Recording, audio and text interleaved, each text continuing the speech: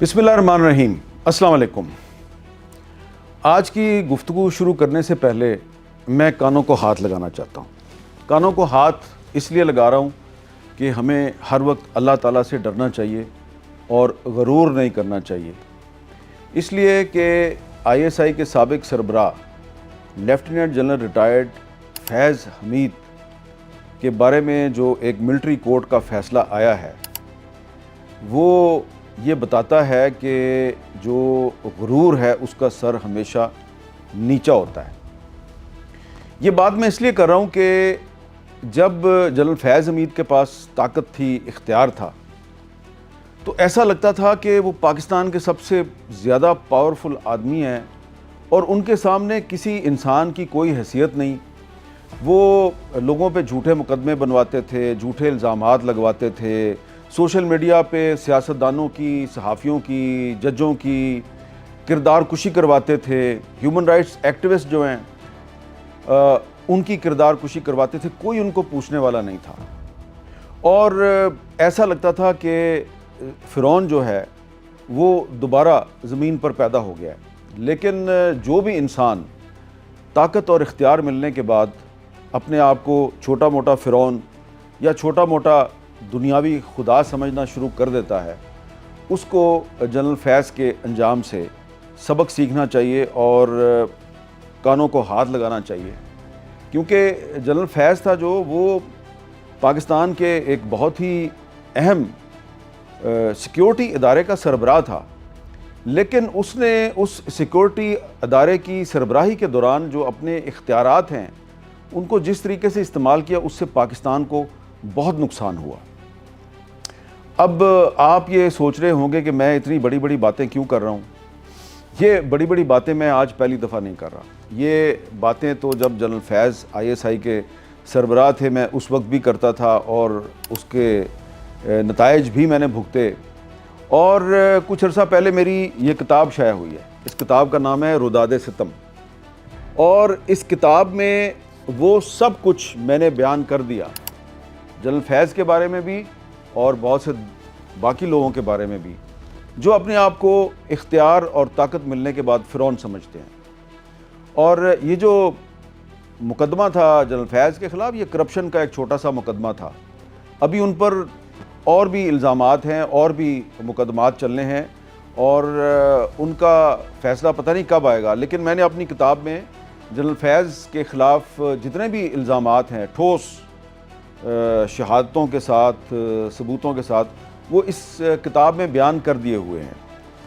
اب یہ جو آج جنرل فیض کو سزا ملی ہے ایک ملٹری کورٹ سے، 27 گواہ ان کے خلاف پیش ہوئے، کچھ ان کے حق میں بھی تھے لیکن 27 گواہ اس مقدمے میں پیش ہوئے اور ان کو اپنے دفاع کا پورا حق دیا گیا۔ اور آخر کار پاکستان کی تاریخ میں پہلی دفعہ ISI کے کسی سابق سربراہ کو، کسی سابق کور کمانڈر کو ان کے اپنے ہی ادارے کی بنائی گئی عدالت کی طرف سے 14 سال قید کی سزا دی گئی، اور یہ کوئی فوری طور پہ نہیں ہوا، کوئی فوری سماعت کی خصوصی عدالت نہیں تھی، یہ ملٹری کورٹ تھی جس نے ان کے خلاف الزامات پر 15 مہینے تک ہیئرنگ کی، 15 مہینے تک سماعت کی، اور پھر اس کے بعد جو ان کے خلاف جو فیصلہ تھا اس کو GHQ کی جیک برانچ کے پاس بھیجا گیا، انہوں نے اس فیصلے کو ریویو کیا، اس کی ایویلیویشن کی، اور اس کے بعد وہ فیصلہ جو ہے وہ سامنے آیا۔ اب یہ فیصلہ اتنا اہم کیوں ہے؟ یہ فیصلہ اس لیے اہم ہے کہ جنرل فیض جو ہیں وہ صرف کرپشن میں انوالو نہیں تھے، وہ سیاست میں بھی مداخلت کرتے رہے، جیسا کہ ISPR کی پریس ریلیز میں بھی کہا گیا ہے کہ ان کی جو سیاسی سرگرمیاں تھیں ان کو علیحدہ سے دیکھا جا رہا ہے، یعنی کہ اس کا مطلب ہے کہ علیحدہ سے اور بھی ان پر مقدمات جو ہیں وہ چل رہے ہیں۔ تو پاکستان ایک ایسا ملک ہے جہاں پر کہ سپریم کورٹ آف پاکستان نے سابق صدر اور سابق army chief general Pervez Musharraf کے خلاف ایک فیصلہ دیا تھا اور کہا کہ جی یہ آدمی جو ہے یہ اپنا آئین کی خلاف ورزی میں ملوث ہے، اس پر آئین کے آرٹیکل 6 کے تحت مقدمہ چلایا جائے۔ پھر ایک اسپیشل کورٹ بنائی گئی، اس اسپیشل کورٹ نے جنرل پرویز مشرف کا ٹرائل کیا اور اس اسپیشل کورٹ نے ان کو پھر سزا دی، اور جب سزا دی تو اس وقت जनरल बाजवा और जनरल फैज़ हमीद जो हैं ये इनके पास ताकत और इख्तियार था और इनके ऊपर वज़ीर आज़म इमरान खान थे, और जस्टिस वक़ार सेठ जिन्होंने जनरल मुशर्रफ को सज़ा सुनाई थी, उनको जनरल बाजवा और जनरल फैज़ जो हैं उनके कहने पर कुछ सियासतदानों ने प्रेस कॉन्फ्रेंस करके ज़हनी मरीज़ करार दे दिया। यानी कि एक जज जिसको कि आपको अप्रिशिएट करना चाहिए कि उसने पहली दफ़ा किसी डिक्टेटर को, किसी फ़ौजी जर्नैल को सियासत में मुदाखलत करने पर, आईन पाकिस्तान की खिलाफ वर्जी करने पर सज़ा दी, तो उसको आपने ज़हनी मरीज़ करार दे दिया। और फिर बाद में जस्टिस वक़ार सेठ साहब जो हैं उनकी पुरसरार हालात में मौत वाक़या हो गई। बाद में फिर आपको याद होगा कि फैज़ाबाद धरना केस में भी जनरल फैज़ का नाम आया, लेकिन इनके ख़िलाफ़ कोई कार्रवाई नहीं हुई। तो ये जो हमारी सिविलियन कोर्ट्स हैं उन्होंने तो जनरल मुशर्रफ और जनरल फैज़ जैसे लोग जो हैं उनके बारे में अपने फ़ैसलों में कोई ना कोई ज़िक्र किया, लेकिन इनको कभी सज़ा नहीं मिली। तो ये पहली दफ़ा जनरल फैज़ को सज़ा मिली है, और मैं इस सज़ा को इसलिए बहुत अहम समझता हूँ कि मेरी नाचीज़ राय में जो जनरल फैज़ को 14 साल कैद की सज़ा मिली है, इसके बाद पाकिस्तान में पॉलिटिकल इंजीनियरिंग का जो एक बाब है उसके बंद होने का वक्त आ गया है। अब आप में से बहुत से लोग ये समझ रहे होंगे कि पॉलिटिकल इंजीनियरिंग तो अभी भी चल रही है। यकीनन आप सही सोच रहे होंगे, पॉलिटिकल इंजीनियरिंग अभी भी चल रही है। बहुत से लोगों का ख्याल है कि अभी भी बहुत से जो लोग हैं वो सियासत में मुदाखलत कर रहे हैं, लेकिन ये जो जनरल फैज़ को सज़ा मिली है और उनके अपने ही अदारे ने सज़ा दी है, मैं ये समझता हूँ कि ये एक अच्छी शुरुआत है। It's a good beginning. और अब वो तमाम दरवाज़े आहिस्ता आहिस्ता बंद होने का प्रोसेस शुरू हो जाएगा जिन दरवाज़ों से जो सर्विंग मिलिट्री ऑफिशल्स हैं वो सियासत में मुदाखलत करते हैं या उनको मुदाखलत पर मजबूर किया जाता है। तो ये एक अच्छी शुरुआत है। अब ये जो जनरल फैज़ साहब हैं, इनको जो सज़ा मिली है इसका पाकिस्तान को तो बहुत फ़ायदा है, लेकिन मेरी राय ये है कि इसका इमरान खान को फ़ायदा भी है, नुकसान भी है। पहले नुकसान की तरफ आ जाते हैं। ये जो इनको अभी एक सज़ा मिली है ना, ये तो एक करप्शन के केस में सज़ा मिली है, लेकिन जब इनकी जो सियासत में मुदाखलत के जो मुकदमात हैं उनकी समाअत शुरू होगी तो फिर पता चलेगा कि ये 9 मई के जो वाक़यात हैं उसमें भी मुलव्वस थे, और तहरीक इंसाफ के कुछ दीगर रहनुमा भी उसमें मुलव्वस थे। और हो सकता है कि 9 मई को जो कुछ भी हुआ उसमें जनरल फैज़ के साथ साथ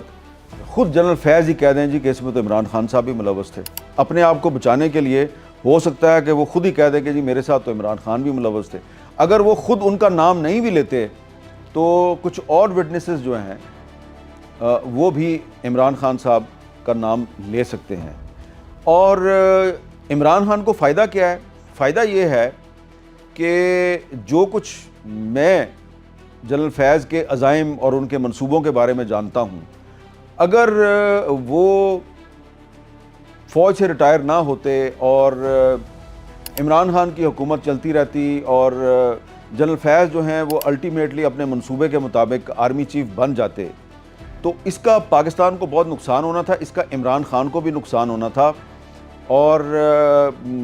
अल्टीमेटली मैं समझता हूँ कि इस वक्त इमरान खान जिन हालात से और जिस दौर से गुज़र रहे हैं उसमें भी उनके लिए काफ़ी मुश्किलात हैं। लेकिन अगर जनरल फैज़ का जो असल मंसूबा था पाकिस्तान में सदारती निज़ाम नाफिज करने का, जिसमें कि उन्होंने इमरान खान को भी फ़ारग कर देना था, तो अगर वो मंसूबा कामयाब हो जाता तो इमरान खान ने तो फ़ारग होना ही था, लेकिन पाकिस्तान में जमहूरियत को और पाकिस्तान को बतौर एक स्टेट बहुत नुकसान होता।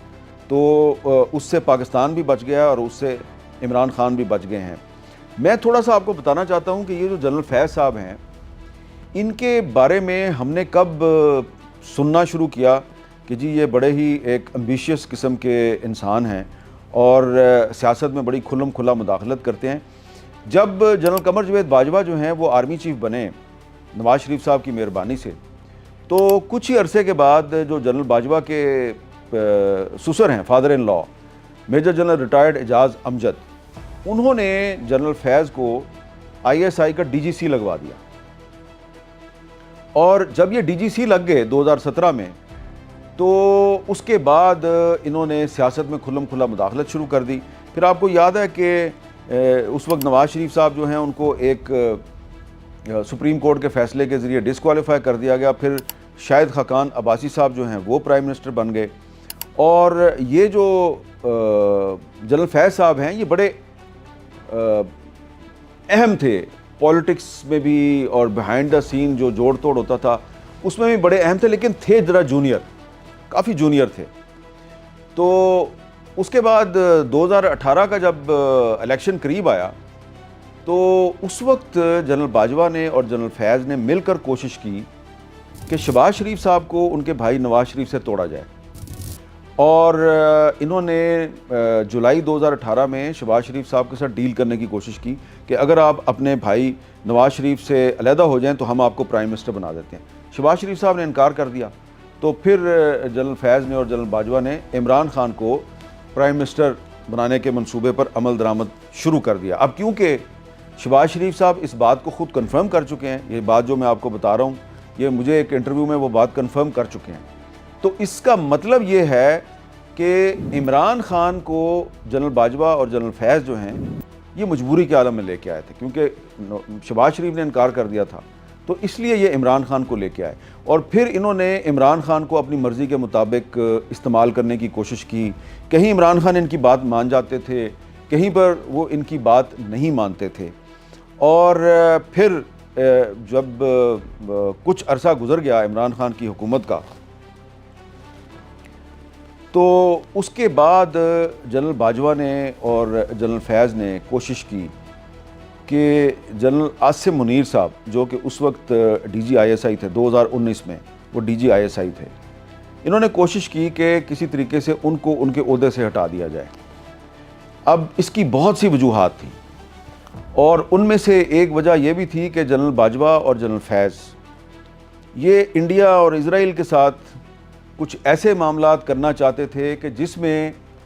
ان کو یہ خدشہ تھا کہ صرف عمران خان نہیں بلکہ ان کے جو وزیر خارجہ تھے شاہ محمود قریشی وہ بھی شاید کھل کر تعاون نہ کریں، اور پھر انہوں نے جون 2019 میں ایک دن اتوار کا دن تھا، اور انہوں نے جنرل عاصم منیر صاحب جو ہیں ان کو ISI کی سربراہی سے ہٹوایا، ان کو لگا دیا کور کمانڈر گجرانوالا، اور پھر جنرل فیض حمید جو ہیں یہ ISI کے سربراہ بنے۔ اب ذرا ڈیٹس پہ غور کریں، ٹائمنگ پہ غور کریں کہ جون 2019 میں عاصم منیر صاحب کو ہٹاتے ہیں، اور 2 مہینے کے بعد 5 اگست 2019 کو نریندر مودی جو ہے وہ انڈین کانسٹیٹیوشن کی جو آرٹیکل 370 اور 35 ہے اس کو سسپینڈ کر دیتا ہے، اور مقبوضہ جموں و کشمیر کا جو خصوصی سٹیٹس ہے وہ بھی ختم ہو جاتا ہے۔ اور اس کے بعد عمران خان جو ہیں وہ ایک احتجاج کا سلسلہ شروع کرتے ہیں، وہ مودی کو ہٹلر قرار دے دیتے ہیں، ہر دوسرے دن اس کے خلاف تقریر کرتے ہیں۔ تو یہ جو معاملہ تھا، اس ایک طرف عمران خان یہ کام کر رہے تھے، اور دوسری طرف باجوہ صاحب جنرل فیض کے ذریعے انہوں نے ایک بیک چینل کھولا ہوا تھا، اجیت ڈوول بھارت کے نیشنل سیکورٹی ایڈوائزر، ان کے ساتھ ایک بیک چینل کھولا ہوا تھا، اس میں بہت سی چیزیں چل رہی تھیں اور ان کی میں تفصیل میں نہیں جاتا، لیکن جو جنرل فیض تھے اور جنرل باجوہ وہ عمران خان کو استعمال کرنے کی کوشش کر رہے تھے، اور عمران خان جو ہیں وہ جب انہوں نے ریلائز کیا کہ جنرل باجوہ جو ہیں وہ بہت ایمبیشیس ہیں، اور وہ کبھی ان کو کہتے ہیں کہ جی پنجاب کا چیف منسٹر ہٹا دو، کبھی ان کو کہتے ہیں جی کہ آپ کا فارن منسٹر ٹھیک نہیں ہے، کبھی ان کو کہتے ہیں جی کہ آپ کا فلاں وزیر ٹھیک نہیں ہے، تو اس کے بعد آہستہ آہستہ جنرل فیض نے بھی عمران خان کے کان بھرنے شروع کیے، اور جنرل فیض تھے جنہوں نے باجوہ اور عمران خان کے درمیان کافی ساری غلط فہمیاں پیدا کر دی۔ اب فیض صاحب یہ کیوں کر رہے تھے؟ یہ فیض صاحب اس لیے کر رہے تھے کہ وہ خود آرمی چیف بننا چاہتے تھے، لیکن وہ بڑے جونیئر تھے، تو اب کیا کرتے؟ تو انہوں نے ایک سکیم بنائی، ایک منصوبہ بنایا کہ کسی طریقے سے جنرل باجوہ اور عمران خان جو ہیں ان کے درمیان معاملہ طے کروا کے باجوہ صاحب کو ایکسٹینشن دلوائی جائے، باجوہ کو ایکسٹینشن ملے گی تو جو بہت سے سینئر جرنیل ہیں وہ خود بخود ریٹائر ہو جائیں گے, جنرل فیض اوپر آ جائیں گے, اور جب جنرل باجوہ صاحب جو ہیں ان کی مدت ملازمت 2022 میں ایکسٹینشن کے بعد کمپلیٹ ہوگی تو فیض صاحب جو ہیں یہ بن جائیں گے نئے آرمی چیف. تو یہ منصوبہ تھا. تو اس منصوبے کے تحت 2019 میں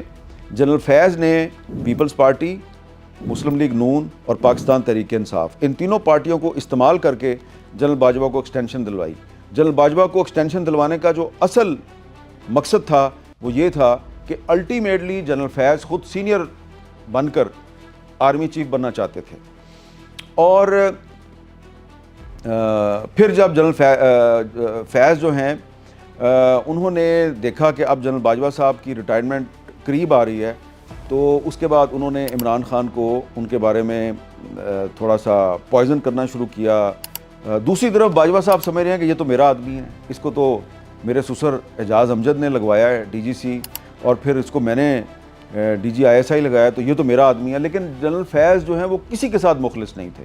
یہاں تک کہ وہ عمران خان کے ساتھ بھی مخلص نہیں تھے, اور وہ الٹیمیٹلی عمران خان کو ہٹا کر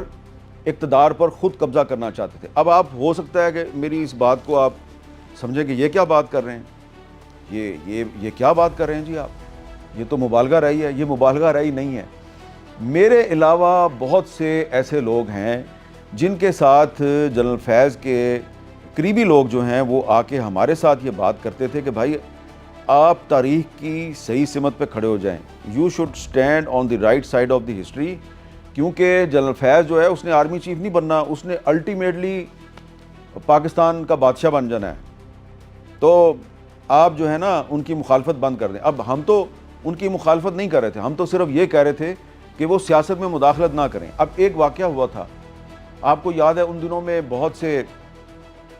جو صحافی ہیں, اینکرز ہیں, ان کو تنگ کیا جا رہا تھا, ان کی سوشل میڈیا پہ ٹرولنگ ہو رہی تھی. میرے سمیت بہت سے جو صحافی ہیں ان کو اس زمانے میں سوشل میڈیا پہ کہا جا رہا تھا غدار ہیں جی, ان کے خلاف مقدمہ بنایا جائے. شاہ زیب خانزادہ کی تصویر لگا دی جاتی تھی, آسمہ شرازی کی تصویر لگا دی جاتی تھی, بہت سے جو دیگر اینکرز ہیں ان کی تصویریں لگا دی جاتی تھی کہ جی یہ غدار ہیں جی, ان کا غداری کے الزام میں ان کا ٹرائل ہونا چاہیے. اچھا, اس میں حکومت کے لوگ بھی شامل تھے, اس میں جو تحریک انصاف کا سوشل میڈیا ہے وہ بھی شامل تھا, بہت سے لوگ شامل تھے. تو جنرل فیض جو ہیں وہ ایک طرف صحافیوں کو صحافیوں کے خلاف استعمال کر رہے تھے, سیاستدانوں کو سیاستدانوں کے خلاف استعمال کر رہے تھے, ججوں کو ججوں کے خلاف استعمال کر رہے تھے, اور وہ اپنے مفادات کی تکمیل کے لیے وہ اپنی ہی فوج کی جو کچھ اہم شخصیات ہیں, اہم افسر ہیں, ان کی بھی کریکٹر اسیسینیشن کر رہے تھے. انہوں نے فوج کے کچھ جو سرونگ افسران تھے, میں ان کے نام نہیں لیتا, ان پر کرپشن کے جھوٹے الزامات لگا کے تو ان کے خلاف بھی کمپین شروع کی, یعنی کہ وہ فوج کے اندر بھی رکھنا ڈال رہے تھے. اچھا, ایک اور میں آپ کو اہم بات بتاؤں کہ جنرل فیض صاحب جو ہیں, یہ جو نواز شریف صاحب کو ایک اسلام آباد ہائی کورٹ کے فیصلے کے بعد اور پھر کیبنٹ کی منظوری کے بعد علاج کے لیے پاکستان سے باہر بھیجا گیا تھا, ہمارا تو اس وقت یہ خیال تھا کہ یہ کورٹ نے کہا کہ جی 3-4 ہفتے کے بعد یہ واپس آ جائیں گے, تو ہمارا خیال تھا یہ واپس آ جائیں گے. لیکن جب نواز شریف صاحب چلے گئے اور اس فیصلے پہ کچھ تنقید شروع ہوئی, تو اس وقت اسلام آباد ہائی کورٹ نے ایک کنٹیمپٹ آف کورٹ کا نوٹس لیا اور میرے سمیت کچھ اینکرز جو ہیں ان کو کنٹیمپٹ آف کورٹ میں بلا لیا. وہ جب ہیئرنگ شروع ہوئی تو پتہ چلا کہ اس کے پیچھے تو جنرل فیض ہے, اور یہ جو نواز شریف صاحب کو باہر بھیجنے کا جو سارا ڈرامہ ہے اس میں بھی جنرل فیض ملوث ہے. اور پھر کچھ دنوں کے بعد جنرل فیض نے کوشش کی کہ جس طرح انہوں نے نواز شریف صاحب کو پاکستان سے باہر بھیج دیا, آصف زرداری صاحب کو بھی پاکستان سے باہر بھیج دیا جائے. اس مقصد کے لیے جنرل فیض صاحب جو ہیں انہوں نے باقاعدہ پیپلز پارٹی کی اہم شخصیات کے ساتھ میٹنگز کیں اور ان کو سمجھا بجھا کے راضی کرنے کی کوشش کی کہ آپ زرداری صاحب کو پاکستان سے باہر بھیج دیں. اب یہ وہی دن تھے کہ جب وہ نواز شریف صاحب کو بھیج چکے تھے, اب زرداری صاحب کو بھی پاکستان سے باہر بھیجنا چاہ رہے تھے, اور انہوں نے مسلم لیگ نون کے بہت سے جو سینئر لیڈر تھے ان پہ جھوٹے مقدمات بنوا کے ان کو جیلوں میں ڈالا ہوا تھا, اور بہت سے جو صحافی ہیں ان پہ بھی جھوٹے مقدمات بن رہے تھے. کچھ صحافیوں کے گھروں میں گھس کر تو ڈاکو بن کر ان کو ڈرایا جا رہا تھا کہ جی ہم ڈاکو ہیں، لیکن وہ ڈاکو نہیں ہوتے تھے، وہ دھمکی دے کے چلے جاتے تھے. اور اسی زمانے میں اسد طور جو ہے اس کو بھی ان کے گھر میں گھس کر تشدد کا نشانہ بنایا گیا. تو میں اسد طور کو بالکل نہیں جانتا تھا. تو جب اسد طور کے ساتھ یہ معاملہ ہوا تو میں نے پریس کلب کے باہر ایک احتجاجی مظاہرہ تھا، میں نے وہاں پہ تقریر کی، کسی کا نام نہیں لیا، لیکن میں نے کہا بھائی کہ اگر آپ ہمارے گھروں میں گھسیں گے تو پھر ہم بھی آپ کے گھروں کی باتیں دنیا کو بتائیں گے. تو اس میں میں نے کسی کا نام نہیں لیا تھا، لیکن یہ چور کی داڑھی میں تنکے والی بات ہوتی ہے نا، تو ان کا خیال تھا کہ جی میرا اشارہ ان کی طرف ہے، تو انہوں نے پریشر ڈال کے تو مجھے بین کروا دیا. اچھا بین کروا دیا، نہ صرف یہ کہ ٹی وی پہ بین کروا دیا، انہوں نے جناب مجھے اخبار میں میرا کالم بھی بند کروا دیا. تو پابندی تو مجھ پہ پہلے بھی لگتی رہی تھی، لیکن مشرف دور میں جو پابندی تھی وہ صرف ٹی وی پر پابندی تھی، اخبار میں نہیں تھی. تو یہ جو فیض صاحب نے پابندی لگوائی عمران خان صاحب کے دور حکومت میں، تو ٹی وی پر بھی پابندی، اخبار پہ بھی پابندی. اور عمران خان صاحب پرائم منسٹر تھے اور ان کے وزراء صاحبان مجھے کہتے تھے جی ہم نے یہ نہیں کروایا، لیکن کروایا تو جنرل فیض نے تھا، اور اس کے پیچھے ظاہری بات ہے باجوہ صاحب بھی تھے. تو یہ اس طرح میڈیا کو بھی مینیج کر رہے تھے، یہ عدالتوں کو بھی مینیج کر رہے تھے، یہ سیاست کو بھی مینیج کر رہے تھے، یہ نیب کو بھی مینیج کر رہے تھے، یہ ہر ادارہ جو ہے اس کو مینیج کر رہے تھے. انہوں نے اپنی مرضی کے بہت سے جج لگوا لیے، جو جج ان کی بات نہیں سنتے تھے ان پر یہ مقدمات بنوا دیتے تھے، جھوٹے الزامات لگوا دیتے تھے. شوکت عزیز صدیقی صاحب اس کی ایک مثال ہیں، جس طریقے سے ان پر انہوں نے الزامات لگائے اور ان پر جھوٹا الزام لگایا، اور پھر سپریم جوڈیشل کونسل میں ان کے خلاف مقدمہ بھیجا. اور ایک اور میں آپ کو بڑی انٹرسٹنگ بات بتاؤں، اور میں چاہوں گا کہ یہ جو بات میں آپ کو بتانے لگا ہوں اس کی باقاعدہ انویسٹیگیشن ہو، اور اس میں بھی جنرل فیض صاحب جو ہیں ان کو ٹرائی کیا جائے، کیونکہ اس میں بھی گواہ موجود ہیں. جنرل فیض جو ہیں وہ کچھ ایسے سیاستدان جن کا تعلق اس زمانے میں اپوزیشن سے تھا، میں 2019-2020 کی بات کر رہا ہوں. تو جو سیاستدان اپوزیشن میں ہو ولنریبل ہوتا ہے، اس کو تنگ کرنا آسان ہوتا ہے، اور بزنس مین جو ہے وہ بھی ولنریبل ہوتا ہے، اس کو بھی تنگ کرنا آسان ہوتا ہے. تو یہ جنرل فیض کیا کرتے تھے، بطور D G I S I انہوں نے صرف ٹاپ سٹی کے مالک کو لوٹنے کی کوشش نہیں کی، انہوں نے اور بھی بہت سے جو بزنس مین ہیں ان کو پریشرائز کر کے ان سے اربوں روپے ان سے لوٹے، زبردستی چھینے. اور انہی میں ایک اہم سیاسی شخصیت جو کہ اس وقت سینیٹر ہے، تعلق اس کا مسلم لیگ نون سے ہے، انہوں نے ان کو بھی بلیک میل کیا اور ان کے خلاف ایک جھوٹا مقدمہ بنوا کر اور ان سے بھی پیسے لیے. اور پھر جب ان کے بیٹے کی شادی آئی تو یہ جنرل فیض نے ان کو میسج بھیجا کہ اگر آپ چاہتے ہیں کہ آپ کا بیٹا جو ہے وہ اپنی شادی والے دن گرفتار نہ ہو، تو میرا سبارڈینیٹ آ رہا ہے، وہ آپ کو رقم بتائے گا، آپ نے اس کو رقم دینی ہے. اور آپ جانتے ہیں کتنی رقم لی؟ صرف اس سیاستدان کے بیٹے کو اپنی شادی میں شرکت کی اجازت پہ انہوں نے 13 کروڑ روپیہ وصول کیا اس سے، زبردستی. اب کیا کرتے وہ صاحب، انہوں نے دے دیا. اب وہ بیٹا بھی ایم این اے، اب وہ بھی مسلم لیگ نون کا ہے، سینیٹر بھی مسلم لیگ نون کا، ایم این اے بھی مسلم لیگ نون کا. تو ان کو بتانا چاہیے جا کے نیب کو کہ نہیں بتانا چاہیے، اور جنرل فیض کے خلاف کیس چلنا چاہیے یا نہیں چلنا چاہیے؟ اگر کوئی مجھ سے پوچھے گا تو میں بتا دوں گا. میں اس لیے نام نہیں بتا رہا کہ وہ کاروباری لوگ ہیں اور ہو سکتا ہے ان کو پسند نہ آئے کہ میں نے ان کا نام لے لیا ہے، لیکن اگر مجھ سے نیب پوچھے گی تو میں نام بتا دوں گا، کیونکہ اس طرح کے جو کرپٹ لوگ ہیں ان کا احتساب ہونا چاہیے. کیونکہ میری انفارمیشن کے مطابق مجھے ایک بزنس مین نے بتایا کہ اس سے بھی اس نے 5 ارب روپیہ زبردستی چھینا، اور بقول اس بزنس مین کے یہ رقم چھینتے ہوئے بالکل نہیں گھبراتا تھا، اور جب اس کے بعد 30 ارب روپیہ اکٹھا ہو گیا تو اس نے وہ ایک ہاؤسنگ سکیم میں انویسٹ کر دیا. اس کے علاوہ ایک صاحب یو اے ای میں بیٹھے ہوئے ہیں، بہت بڑے بزنس مین ہیں پاکستان کے، ان کو بھی یہ لوٹتا رہا ہے. تو اس بندے کی لوٹ مار کی داستانیں جو ہیں وہ اتنی زیادہ ہیں کہ میں 3-4 گھنٹے تک آپ کو بتا سکتا ہوں اس لیے کہ جب میرے پر پابندی تھی جو تقریباً 9 مہینے پابندی رہی تو مجھے تو کوئی کام نہیں تھا, میں تو اسی کی انویسٹیگیشن کرتا رہتا تھا کہ یہ بندہ جو ہے یہ کیا کرتا. جیسے جیسے میں انویسٹیگیشن کرتا مجھے پتہ چلا کہ یہ تو بندہ جو ہے یہ نہ صرف لٹیرا ہے, بہت بڑا غضب لٹیرا ہے, بلکہ یہ تو پاکستان کی جو سیاست ہے اس پہ بھی قبضہ کرنا چاہتا ہے, یہ آئین بھی معطل کرنا چاہتا ہے, یہ پارلیمانی نظام حکومت ختم کر کے یہ پاکستان میں صدارتی نظام لانا چاہتا ہے. اور پھر یہ جو بیک ڈور چینل سے جو انڈیا کے ساتھ معاملات چل رہے تھے, وہ مودی صاحب کو بھی جو پاکستان کے دورے پہ راضی کیا گیا, اس پہ شاہ محمود قریشی صاحب کے بڑے تحفظات تھے. کشمیر کا مسئلہ 15 سال کے لیے فریز کرنا, اسرائیل کے ساتھ دوستی کی کوششیں, ان سارے معاملات میں جنرل باجوہ صاحب کا نام آتا ہے, لیکن جو پیچھے ایک سائلنٹ آپریٹر تھا وہ جنرل فیض تھا. اور جنرل فیض کو بہت سی جو غیر ملکی طاقتیں ہیں ان کی بھی آشیرواد حاصل تھی. اور اسی لیے مجھے ایک موقع پر یہ محسوس ہوا کہ یہ جو جنرل فیض جو ہے یہ الٹیمیٹلی جب آرمی چیف بن جائے گا تو اس کے بعد پہلا کام یہ کرے گا کہ یہ آرمی چیف بن کے سب سے پہلے عمران خان کی چھٹی کروائے گا, اس کے بعد اقتدار پہ خود قبضہ کرے گا, پاکستان میں صدارتی نظام لے کے آئے گا, اور پھر جن انٹرنیشنل پاورز کو اس نے پہلے سے آن بورڈ کیا ہوا ہے وہ اس کی سپورٹ کریں گی. تو ایک بہت بڑا یہ ایک منصوبہ تھا جس سے پاکستان بھی بچ گیا, اور میں یہ سمجھتا ہوں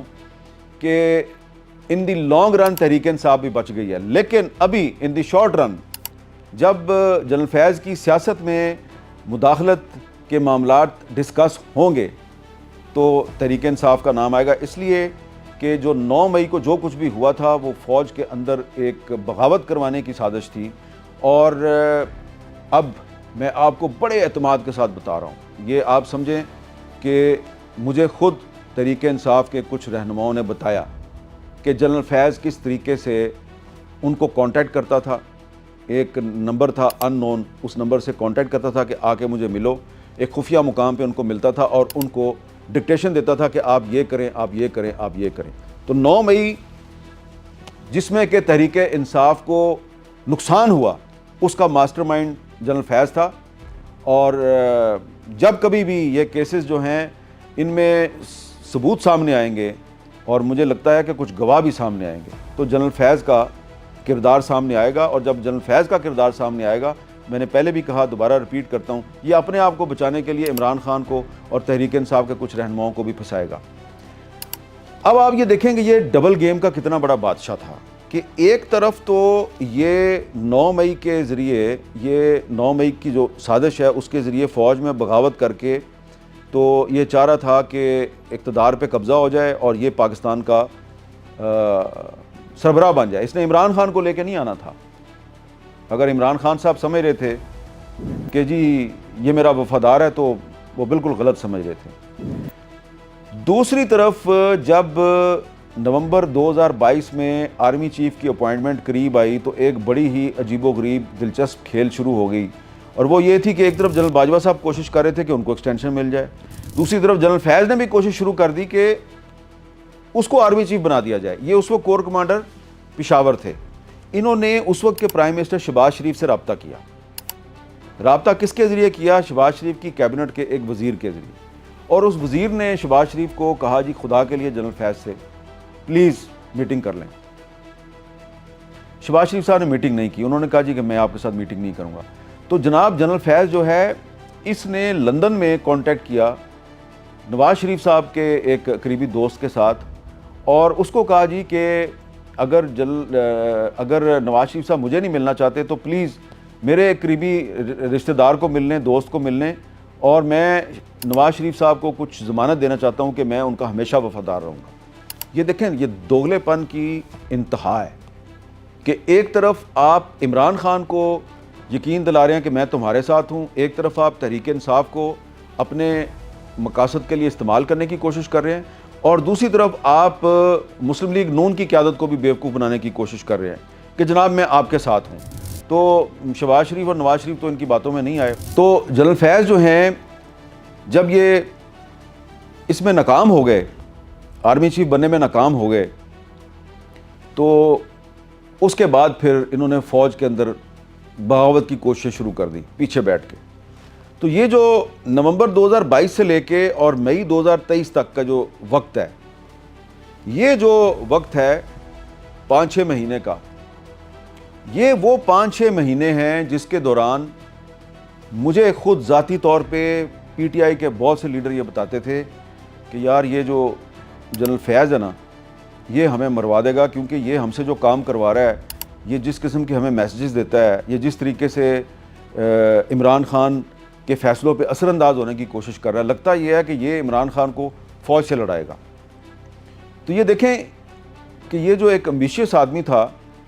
جس نے پہلے عمران خان کو استعمال کر کے آرمی چیف بننے کی کوشش کی، اس میں کامیاب نہیں ہوا، پھر وہ شہباز شریف صاحب کو بیوقوف بنا کے آرمی چیف بننا چاہ رہا تھا، اس میں بھی کامیاب نہیں ہوا، تو اس کے بعد اس نے فوج میں بغاوت کی سازشیں شروع کر دی۔ تو بہت ہی یہ ایک خطرناک آدمی تھا، اور ابھی میں اس کے بارے میں آپ کو اور بھی بہت کچھ بتا سکتا ہوں، لیکن میں صرف یہی کہوں گا آخر میں کہ یہ جو جنرل فیاض کو سزا ملی ہے، یہ صرف ایک سزا ملی ہے۔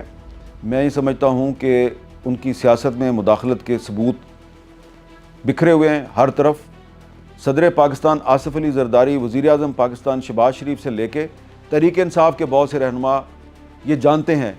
کہ جنرل فیاض سیاست میں کھلم کھلا مداخلت کر رہے تھے، نہ صرف بطور ڈی جی ISI بلکہ بطور کور کمانڈر پشاور، اور ریٹائرمنٹ کے بعد بھی وہ سیاست میں مداخلت کرتے رہے۔ حالانکہ جو قانون ہے اس کے مطابق وہ ریٹائرمنٹ کے بعد 2 سال تک کوئی پولیٹیکل ایکٹیویٹی نہیں کر سکتے تھے، لیکن وہ باقاعدہ ایڈوائزر بنے ہوئے تھے پاکستان تحریک انصاف کے۔ تو یہ جو ان کو سزا ملی ہے، یہ پاکستان میں پولیٹیکل انجینئرنگ جو ہے اس کے خاتمے کی طرف ایک اہم پیش رفت ہے۔ اور ایک بات میں اینڈ میں ضرور کہوں گا کہ جنرل فیاض کے انجام سے وہ تمام لوگ سبق حاصل کریں جو تھوڑا سا طاقت اور اختیار ملنے کے بعد اپنے آپ کو ایک چھوٹا سا فرعون سمجھنا شروع کر دیتے ہیں، کیونکہ یہ آدمی بھی اپنے آپ کو فرعون سمجھتا تھا۔ اور یہ ایک میڈیا کی جو اہم شخصیت ہے، اس کو اس نے پتہ کیا کہا تھا کہ 2030 تک تو میں کہیں نہیں جا رہا، تو اس لیے تم جو ہے نا میرے ساتھ تعاون کرو اور جیسے میں کہتا ہوں ویسے کیا کرو۔ اور اس کے بعد پھر یہی پیغام جو ہے وہ لے کر ان کا ایک بندہ میرے پاس بھی آیا تھا۔ میں نے جس کتاب کا ذکر کیا نا، یہ جو کتاب میں آپ کو شروع میں دکھا رہا تھا، اس میں نے ایک ملاقات کا بھی ذکر کیا ہے۔ اس کتاب میں جنرل فیاض نے میرے ساتھ ایک ملاقات بھی کی تھی، اور اس ملاقات میں بھی مجھے لگا کہ بندہ جھوٹا ہے، تو میں نے اس پہ اعتبار نہیں کیا، اور اس کی وجہ سے پھر مجھے کافی نقصان بھی ہوا۔ تو آخر میں صرف یہ کہوں گا کہ جو بھی آدمی پاکستان کے آئین سے غداری کرتا ہے، پاکستان کے آئین کو پامال کرنے کی کوشش کرتا ہے، اس کا انجام برا ہوتا ہے۔ جنرل فیاض جو ہے وہ پاکستان کا یہ جو آئین ہے 1973 کا آئین، جو کہ ایک وفاقی پارلیمانی نظام کا ضامن ہے، جنرل فیاض اس آئین کو ختم کر کے پاکستان میں ایک صدارتی نظام لانا چاہ رہا تھا، اور یہ عمران خان کو بھی ہٹا کر خود پاکستان کا آل ان آل بننا چاہ رہا تھا، پاکستان کے سیاہ و سفید کا مالک بننا چاہ رہا تھا۔ تو ایک تو سبق یہ ہے کہ جو بھی آئین پاکستان کے ساتھ غداری کرتا ہے اس کا انجام برا ہوتا ہے، اور دوسرا سبق یہ ہے کہ جو بھی پاکستان کی فوج کے اندر رخنہ ڈالنے کی کوشش کرتا ہے، جیسے کہ جنرل فیاض نے کوشش کی، جب یہ یونیفارم میں تھا تو اس وقت بھی اپنے ہی جو ساتھی ہیں فوجی افسران ان کے خلاف سازش کرتا تھا، اور پھر ریٹائرمنٹ کے بعد بھی اس نے فوج میں رخنہ ڈالنے کی کوشش کی اور فوج میں بغاوت کی سازش کی۔ جو آئین کے ساتھ غداری کرتا ہے اور جو فوج میں رخنہ ڈالنے کی کوشش کرتا ہے، اس کا انجام بہت برا ہوتا ہے۔ بہت بہت شکریہ۔